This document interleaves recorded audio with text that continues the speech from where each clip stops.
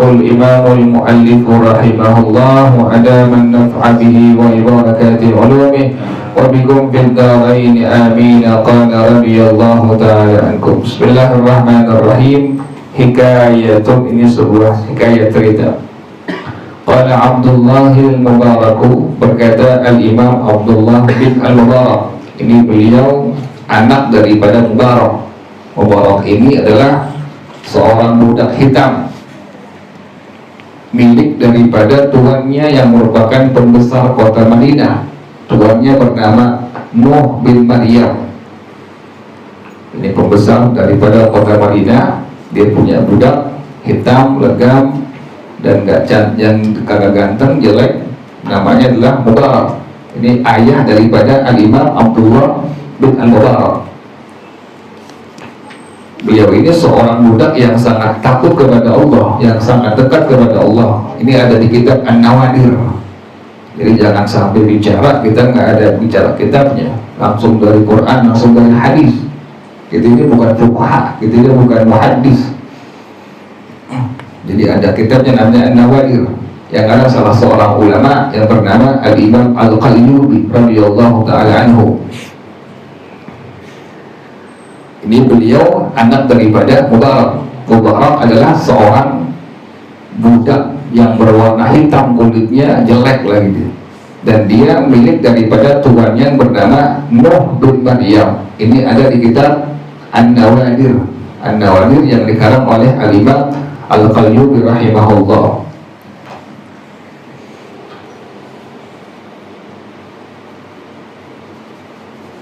Nuh bin Maryam ini punya seorang anak perempuan, gadis cantiknya luar biasa tuh. Dilamar sama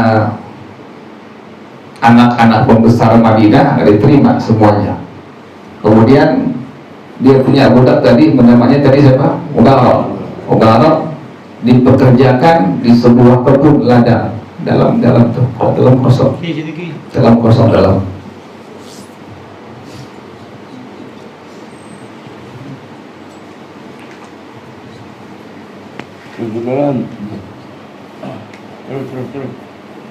Dia punya budak namanya adalah Mubarak. Kemudian tuannya bernama Nuh bin Maryam. Dilamar nggak dikasih, padahal yang ngelamar anak-anak pembesar pada Madinah. Dipekerjakan ini Mubarak di sebuah kebun dia, kebun anggur. Pekerjakan, kemudian sampai 2 bulan. 2 bulan namanya tuan pengen ngontrol kebunnya itu, dikontrol kebunnya. Maka Nuh bin Maryam ini minta kepada budaknya Mubarak, saya minta anggur yang paling manis. Dipetikin, diambilin, pertama kali dikasih tuannya Nuh bin Maryam, dimakan asam. Cari lagi yang manis, cari lagi, ambil lagi, dikasihin lagi, dimakan lagi, asam lagi, sampai 3 kali. Kata Nuh bin Maryam ini, kata dia, wahai Mubarak, engkau ini 2 bulan kerja di kebun anggur aku, kenapa engkau nggak tahu mana anggur yang asam, mana anggur yang apa? Yang manis tuh. Kata dia, Tuan Nuh bin Maryam, engkau hanya memberikan aku titipan amanah agar aku menjaga kebun anggur engkau. Nggak boleh dia lain, nggak boleh dimakan. Yang disuruh diperintahin hanya apa? Menjaga kebunnya tuh, luar biasa tuh. Seorang budak hitam legam tapi takut kepada siapa? Allah subhanahu wa ta'ala, bertakwa kepada Allah subhanahu wa ta'ala. Kalau kita kan kagak, baru 2 minggu juga kita tahu mana yang asam, mana yang manis kita tahu. Ngetes. Ini enggak, luar biasa. Takut kepada Allah, bukan takut dengan tuannya. Kalau takut dengan tuannya nggak ada, diambilin tuh, dialapin tuh pohon-pohon itu, buah-buah itu. Tapi dia enggak. Seorang budak punya harga diri, izzah bil Islam, kemuliaan dalam Islam. Dia nggak mau ngambil daripada 1 butir buah anggur yang ada di kebun tuannya Nuh bin Maryam. Kemudian ini tuannya Nuh bin Maryam, dia tanya kepada Mubarak, wahai Mubarak, saya punya anak gadis perempuan yang sangat cantik di kota Madinah ini. dilamar oleh anak-anak pembesar kota Madinah, saya tidak berikan. Saya pengen tahu bagaimana menurut pendapat engkau yang dipilih laki-laki calon suami dari seorang anak gadis, bagaimana tanggapan engkau, pendapat engkau di zaman Rasulullah Shallallahu Alaihi Wasallam dan zaman sekarang? Subhanallah, tuan seorang pembesar Madinah masih bermusyawarah nanya dengan siapa? Budak perempuan, budak laki-lakinya yang bernama Mubarak. Maka kata Mubarak, wahai tuan aku, Nuh bin Maryam di zaman Rasulullah Shallallahu Alaihi Wasallam, para sahabat Rasulullah SAW lebih memilih ketakwaan dari seorang calon suami, ibadah dari calon suami, ketakutan dari seorang suami kepada Allah Subhanahu wa Ta'ala ketimbang harta. Ya Allah, zaman Nabi demikian sahabat. Kalau milih calon mantu cari yang apa? Yang takwa, yang takut, yang ahli ibadah, yang baik dalam agamanya, itu demikian. Tetapi wahai tuan aku Nuh bin Maryam, di zaman sekarang ini orang-orang lebih memilih apa? Harta, tahta, jabatan yang dipilihnya. Maka silahkan kau pilih mana yang kau mau dari pilihan tersebut. Apakah pilihan di zaman Rasulullah SAW atau zaman sekarang? Maka kata dia, saya lebih memilih pilihan yang dipilih oleh sahabat-sahabat Rasulullah SAW. Kan tadi ini budak Mubarak, dilihat seorang budak yang apa itu? Yang sangat takut kepada Allah, yang ibadah kepada Allah, yang takwa kepada Allah. Maka dia bilang, wahai Mubarak, bagaimana pendapat engkau kalau seandainya engkau nikah dengan putri aku? Ya Allah, ketimbang apa itu? Ketimbang durian, bisa bonyok ketimbang, luar biasa. Ketimbang durian, luar biasa itu, subhanallah. Bagaimana pendapat engkau? Kata Mubarak, terserah engkau wahai tuan aku Nuh bin Maryam. Dia pulang ke rumahnya, dia bilang sama bininya, wahai istri aku akan menikahkan putri kita kepada Mubarak. Kira-kira gimana? Kaget gak? Kaget. Mubarak miskin, hitam, soalnya bapaan.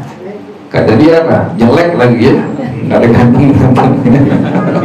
Ganteng dikit bisa rugi banget gitu, miskin, hitam, jelek. Maka dia bilang apa? Kata bininya, terserah engkau bagi suami aku. Tuh, bininya ngapain nih? Yang soleh, terserah engkau suami aku, nikahkan kepada siapa yang kau mau dalam agamanya. Udah, bini setuju ke anaknya tuh. Anaknya cakep, bukan jelek, bukan cakep, putih, bahenol, udah bukan cakep. Kerja kaki itu udah mau semua dia. Ini luar biasa. Tanya ini anak, wahai putri aku akan menikahkan engkau dengan budak kita yang bernama Mubarak. Kira-kira gimana? Udah tahu budaknya hitam, dekil, jelek, bau, segala macam. Kira-kira mau nggak? Ya Allah, dia mau, saya mau. Terserah daripada pilihan ayah, karena sesuai dengan perintahnya Rasulullah Sallallahu Alaihi Wasallam. Nikah tuh dapat anak namanya Al-Imam Abdullah bin Al-Mubarak, pemimpin para ulama di zaman tabi'in. Subhanallah, zaman tabi'in tokoh ulama di antaranya adalah Al-Imam Abdullah bin Al-Mubarak radhiyallahu ta'ala anhu, dan juga terkenal masyhur bainal awliya, terkenal di antara para kekasih Allah Subhanahu wa Ta'ala, bernama Al-Imam Abdullah bin Al-Mubarak radhiyallahu ta'ala. Makanya antum yang enggak cantik, yang agak ganteng, yang jelek, pas-pasan jangan gak khawatir deh. Yang penting takut sama Allah aja udah. Takwanya Allah, ibadahnya Allah, nanti Allah yang jamin, bukan makhluk yang jamin, Allah yang jamin semuanya. Manittaqallah aisha qawiyan, Nabi yang jamin. Manittaqallah aisha qawiyan wa sara fi biladillahi aminan. Orang yang takwa kepada Allah akan mapan hidupnya dunia akhirat, Ini Nabi yang jamin, bukan manusia yang jamin, bukan makhluk yang jamin, dari Rasulullah Sallallahu Alaihi Wasallam. Dan beliau ini Al-Imam Abdullah bin Mubarak di antara ulama yang luar biasa baiknya dengan tamu. Datang tamu ke rumah beliau, beliau punya kuda hanya 1 ekor doang. Ini kuda cuma buat pergi haji, pulang pergi dia ngajar. Datang tamu, beberapa ulama ke rumah beliau, langsung disembelih kudanya, dijamu daging kuda buat tamu-tamu yang merupakan ulama-ulama di zaman beliau itu. Bininya nggak ngasih, kata bininya, bang gimana bang, kuda cuma atu-atu, ini dipotong, langsung diceraiin. Tuh demikian tuh, tukar tambah kalau punya yang begitu, langsung diceraiin tuh, diceraiin saat itu juga. Nggak lama diceraiin, karena ini bininya nggak mau apa, nggak mau nyambut tamu, apalagi ulama yang datang ke rumahnya beliau ini. Langsung diceraiin sama dia. Nggak lama ada seorang tokoh di kota itu, anaknya masih perawan, masih gadis, langsung diminta dinikahkan kepada Al-Imam Abdullah bin Al-Mubarak. Bini yang keluar diceraiin udah tua, gantinya apa? Gantinya muda. Dikasih 1 ekor kuda yang disembelih, Allah ganti menjadi 10 ekor kuda. Subhanallah. Demikian tuh. Ini Al-Imam Abdullah bin Al-Mubarak radhiyallahu ta'ala anhu. Nah, ini cerita daripada Al-Imam Abdullah bin Al-Mubarak radhiyallahu anhu. Kata beliau, hajattu sanatan minas sinina fa kuntu fi hatimi Ismail. Aku pernah pergi haji, kemudian aku berada di Hijr Ismail, Hijr Nabi Ismail alaihissalam. Fanimtu fara'aitu fil manami Rasulullah sallallahu alaihi wasallam. Aku tidur, kemudian aku bermimpi bertemu dengan Rasulullah sallallahu alaihi wasallam. Ini udah hal-hal yang biasa kayak begini. Sampai zaman hari ini ada para guru-guru pada yang memang dekat kepada Allah Subhanahu wa taala yang bisa bermimpi kepada Rasulullah sallallahu alaihi wasallam. Imam Suyuti 10 kali mimpi ketemu dengan Nabi Muhammad, bahkan ia kezatan sadar melihat Nabi Muhammad sallallahu alaihi wasallam. Ini Al-Imam Abdullah bin Al-Mubarak lagi tidur di Hijr Ismail, kemudian dia melihat bermimpi dengan Rasulullah sallallahu alaihi wasallam. Wa qala li, Nabi bilang kepada beliau, idza raja'ta ila Baghdad fadkhul fi mahallatin kada wa kada. Kalau engkau balik ke kota Baghdad, maka nanti engkau silahkan masuk cari di tempat anu, gangnya ini, jalannya ini. Watlub Bahram al-Majusiyah wa aqribhu minni as-salama. Cari orang yang bernama Bahram, orang Majusi, dan titipin salam dari aku untuknya. Yang Nabi titipin salam orang apa ini? Orang Majusi, namanya Bahram al-Majusi. Wa qillahu, dan bilang kepadanya, innallaha ta'ala radin anka, sungguhnya Allah redha kepada engkau ya Allah. Orang Majusi, Nabi titipin salam kepada ulama Al-Imam Abdullah bin Al-Mubarak radhiyallahu ta'ala anhu, sambil Nabi bilang sungguhnya Allah redha kepadanya. Fantabahtu, aku bangun terus nendusin, bangun. Faqultu la hawla wa la quwwata illa billahil aliyil azim. Hadhihi ru'ya minasyaitan. Aku bilang ini mimpi dari setan pasti ini. Fatawadda'tu wa shallaitu wa tuftu bil ka'bati masyaallah. Aku wudu, salat, tawaf di Ka'bah. Faghalabani an-nawmu, aku tidur lagi. Fara'aitu kadzalika 3 marrat, aku bermimpi lagi 3 kali sama yang kayak begitu. Nanti bilangin, wahai Abdullah bin Al-Mubarak, kalau balik nanti ke Baghdad, cari orang yang bernama Bahram al-Majusi, titipin salam kepadanya dari aku, dan bilang kepadanya Allah redha kepadanya. Ini kerjaannya apaan? Ini kan begitu tuh. Ini kita lagi ngomongin apa ini? Masih ngomongin cabang iman yang kemarin yang ke-74 tentang az-zakhar, orang yang dermawan, tangannya murah, tangan lepas, ngasih orang apa aja yang dia punya, makanan, minuman, baju yang dia punya dikasih ke orang. Ini luar biasa ini. Ini ada seorang Majus yang bernama Bahram al-Majusi. Sampai demikian tuh, sampai Nabi titipin salam kepada Al-Imam Abdullah bin Al-Bar, kemudian Allah redha kepadanya. Ini kerjaannya apa nih? Falamma atmamtul hajja wa raja'tu ila Baghdad, kata beliau, tatkala aku telah selesaikan ibadah haji, aku balik ke kota Baghdad, wa sa'altu 'anil mahallati wad dari, aku tanya kepada orang tentang jalan dan ganggangnya yang Nabi suruh tadi. Nabi yang dulu langsung, wa wajadtu syaikhan, ketemu seorang tua, orang yang udah tua, yang udah sepuh. Fakultu, maka aku langsung nanya kepadanya, anta Bahram al-Majusi, engkau yang bernama Bahram al-Majusi? Qala na'am, dia bilang iya, saya Bahram al-Majusi. Ingetin ya, namanya dari siapa? Bahram al-Majusi. Qultu hal laka indallahi khairun, apakah engkau memiliki kebaikan di hadapan Allah Subhanahu wa ta'ala? Ada nggak kerjaan baik yang kau kerjakan? Qala, maka dia bilang, na'am, iya. Kana li arba'u banatin wa arba'u banina, aku punya 4 anak perempuan, 4 anak laki. Wa zawwatuhunna min abna'i, aku nikahin anak kandung aku yang laki, aku nikahin dengan anak kandung aku yang perempuan. Faqultu hadza haram, kata Al-Imam Abdullah Al-Bar radhiyallahu anhu, kata beliau, ini haram. Jadi kerjaan nggak boleh, haram. Masa anak kandung dinikahin anak kandung, kan nggak boleh, haram hukumnya. Hal innaka ghairu dzalika, ada nggak yang lain kerjaan baik? Qala na'am, dia bilang iya, ada kerjaan baik. Apa? Ja'altu walimatan lil majusi fi waqti tazwijil banati, aku mengadakan resepsi untuk orang-orang Majusi waktu aku menikahi putri-putri aku.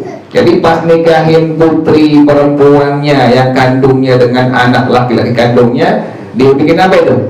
Resepsi. Qultu hadza haram, kata Imam Abdullah bin Al-Barak, ini pun sama, haram, nggak diperbolehkan dalam hukum agama. Hal inna ghairu dzalika, apakah ada lagi yang lain? Kerjaan baik apa lagi yang lain? Nah, dia bilang ada. Kanat li bintun min ajmalin nasi ma wajadtu laha kuf'an, aku punya anak gadis yang sangat cantik. Fazawwatuha min nafsi, aku kawinin dia. Boleh gak tuh? Gak boleh. Jadi kejadian itu ada, zaman dulu ada tuh. Waja'altu walimatan, tapi kerjaan Majusi itu. Waja'altu walimatan awwala lailatin dakhaltu biha, aku ada resepsi di malam pertama kali aku dukhul, aku bersetubuhi dia. Jadi pas tubuhin anak perempuannya, anak gadis kandungnya, kemudian dia ada resepsi. Maka fi tilkal lailati minal majusi aktsaru min alfi, yang hadir orang Majusi lebih dari 1000 orang. Haram nggak tuh? Haram. Faqultu hadza haramun aidan, ini pun haram, tidak diperbolehkan. Hal innaka ghairu dzalika, adakah kerjaan baik yang lainnya? Qala na'am, dia bilang iya ada. Al-lailatul lati wati'at fiha ibnati ja'at imra'atun muslimatun min ahli dinika tusriju min siraji, malam pertama kali aku setubuhi putri aku, datang seorang muslimah dari orang Islam, dari muslimah datang, apa kerjaannya? Tusriju min siraji, dinyalain lampu aku. Datang ke rumah aku punya lampu yang depan dinyalain sama dia. Fa'uqadtus siraja, fa'uqadatis siraja, kemudian dinyalain lampu itu. Wa kharajtu fa'adfa'tu, aku keluar, aku matiin. Wa raja'tu, wa raja'at fadakhalat taf'alu mithla dzalika thalatha marrat. Ini muslimah begitu lagi, aku matiin, dia datang hidupin lagi sampai 3 kali kerjaan seperti itu. Faqultu fi nafsi, maka aku langsung ngomong di hati aku, la'alla hadhil mar'ata jasusatul lususi, kayaknya ini perempuan maling nih, kan begitu tuh. Dimatiin, nyalain lagi, dimatiin lagi, nyalain lagi, dimatiin lagi, nyalain lagi. Kayaknya maling nih perempuan ini. Fakharajtu khalfaha, aku keluar di belakang, aku ikutin. Ini perempuan tinggal di mana? Falamma dakhalat hiya manzilaha ala banatin laha, pas dia masuk ke rumahnya, dia punya anak perempuan, beberapa anak perempuan. Qulna laha, ini anak perempuannya langsung bilang kepada ini perempuan yang tadi muslimah, ya ummah, hal jitti lana bisyai'in, apakah engkau bawa makanan untuk kami? Fa innahu lam yabqa lana taqatun wa sabrun al-ju'i, kami itu udah gak sabar lagi, lapar banget ya Allah. Jadi ini perempuan muslimah punya anak perempuan lebih dari 2, kelaparan. Pada ma'at ainaha, nangis dia. Waqalat, maka dia bilang, istahyu min rabbi an as'ala ahadan dunahu, aku malu kepada Allah, minta kepada selain Allah. Ya Allah, dia punya keteguhan hatinya, nggak mau minta kecuali pada siapa? Allah Subhanahu wa ta'ala. Nggak mau dia minta, khususan min aduwillahi alladhi huwa majusi, terutama khususnya yang merupakan musuh Allah. Orang apa ini? Orang Majusi, Bahram al-Majusi. Nggak mau minta kepada muslim yang lain, nggak mau, apalagi kepada seorang Majusi, musuh Allah.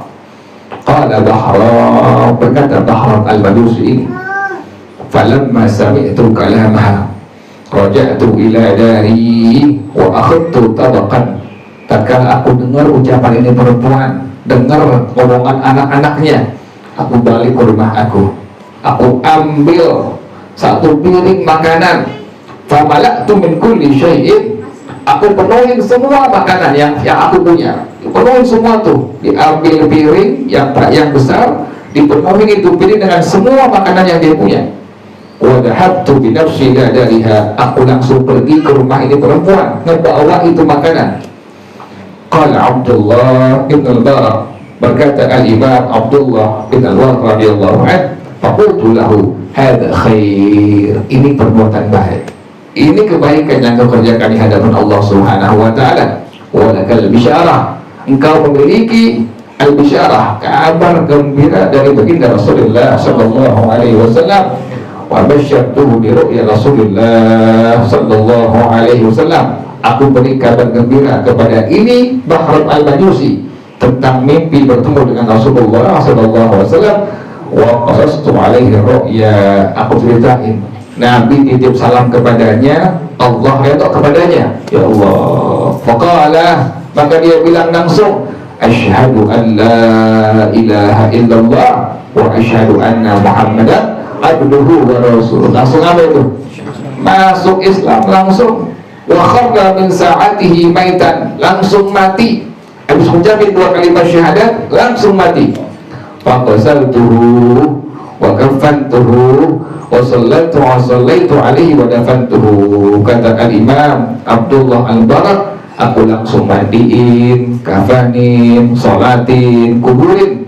Wa kana Abdullah ibn al-Barak yaqulu, langsung al-Imam Abdullah bin al-Barak dia bilang, ya ibadallah, di hadapan muslimah ini langsung yang ngomong, ya ibadallah, wahai hamba-hamba Allah semua, ista'minus sakha'a ma'a khalqillah, murah tanganlah kalian, baiklah kalian kepada makhluk-makhluk Allah, kasih makan, biar kucing, biar ayam, apalagi orang ya, kasih makan, kasih minum yang kita punya. Kenapa demikian?